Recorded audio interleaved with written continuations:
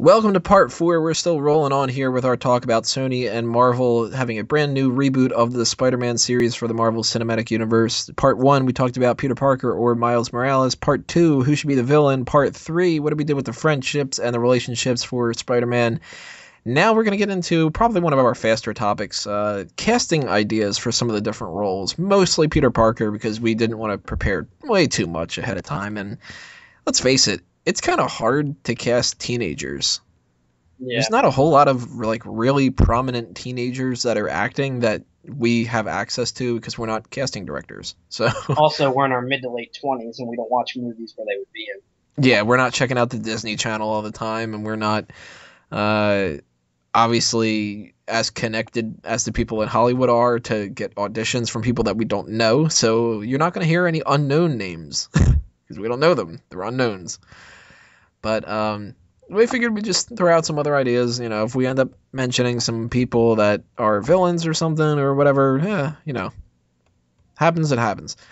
So, mentioning some people that have already been rumored for the parts, I'm going to throw out one person here that I'm not incredibly familiar with, but what I have seen of his, I think he can play the part good enough. Dylan O'Brien. For Peter Parker. He's the guy who is in The Maze Runner, and I don't know what else, but I've seen him in Maze Runner. He looks the part in my mind. He was kind of rebellious in that movie. I don't know if he could play the funny side, and that's one of the issues here. I think Andrew Garfield was amazing as Spider-Man. No pun intended. But Tobey Maguire sucked. He was just not funny enough. And you need to take the positives from Amazing Spider-Man, and you need to not lose those. You can't go back to the whiny Peter Parker, and you can't go back to the dead, just no personality Peter Parker either. You need the fun guy. And that's really difficult to find somebody who looks like the part, because he's got to be attractive enough for people to buy into the idea that he's, a decent looking guy, but he can't be this perfect supermodel looking guy. Right. So anybody who brings up Brenton Thwaites, I think is his name, the dude that was in Maleficent, that dude is pretty. He's not. You also have to believe that Peter's the kind of kid that didn't have friends. Yeah. Had maybe 2 or 3 friends. He's got to be that, the she's all that kind of thing, where if you put glasses and a stupider haircut and some bad clothes and make him timid and shy, that people wouldn't be, casting him as the homecoming king. But you got to make him to where he's not, this gargoyle looking fucking weirdo. Right.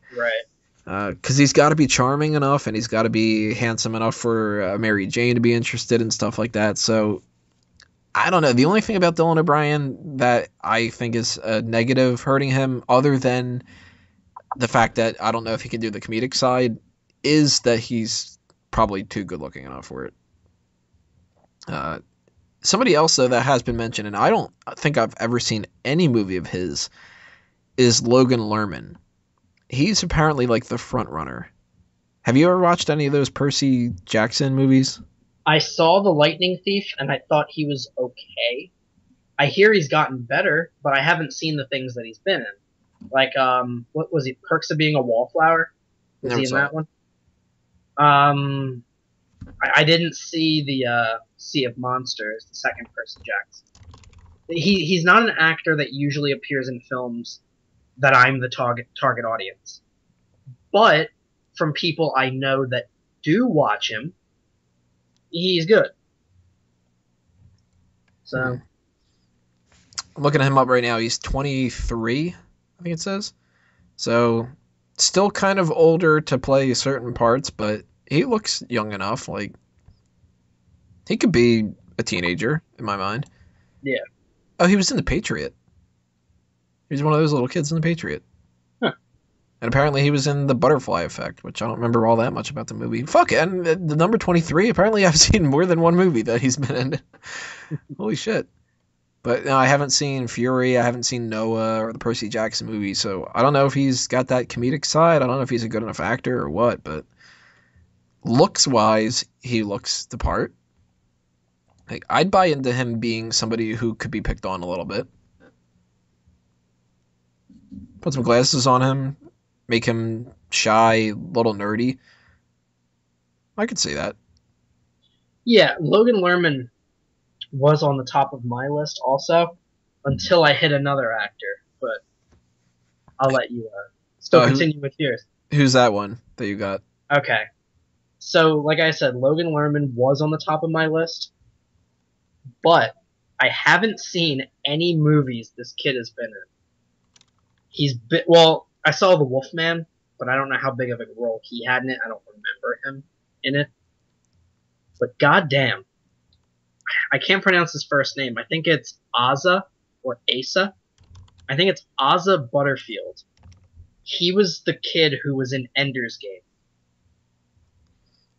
And goddamn if he does not just be the spitting image to me of Peter Parker. I think it's Issa. Issa? Yeah, usually I think that's pronounced Asa. He was born in 97, so he's only just turning 18. He looks really young.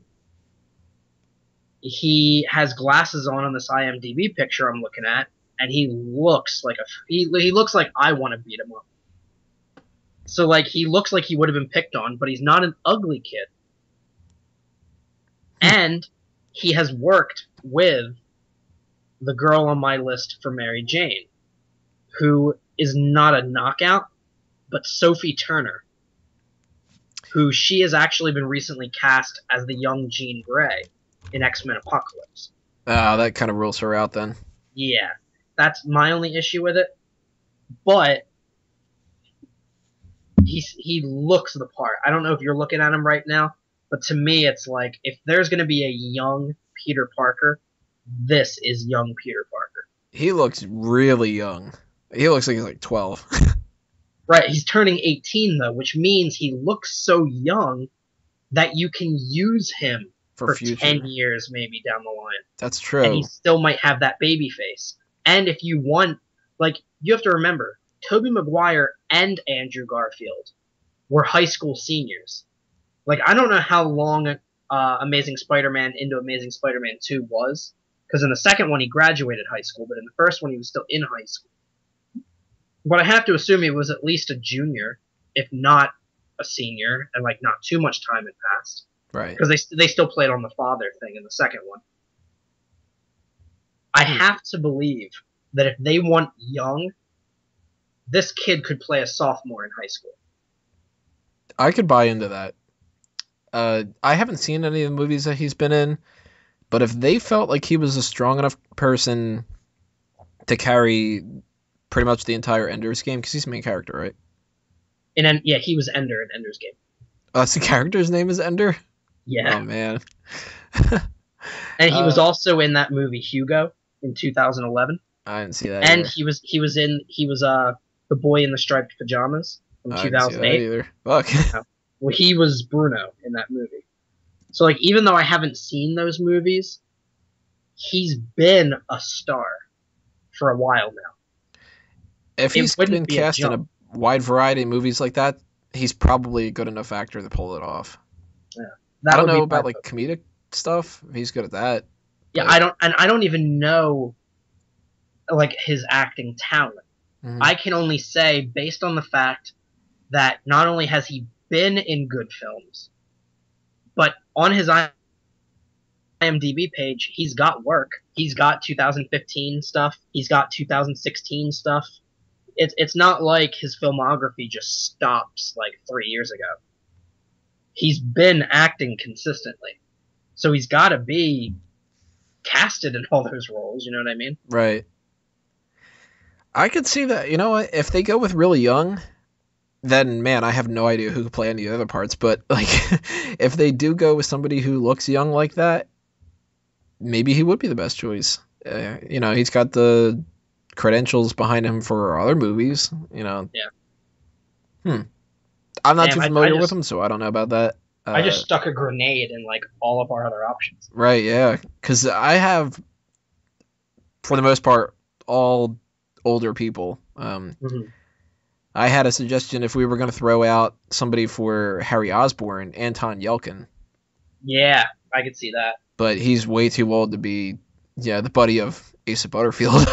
Right, and the guy that I had is also too old, and that's Dave Franco. Which, yeah, his brother was Harry, but they look like brothers, but they don't look identical.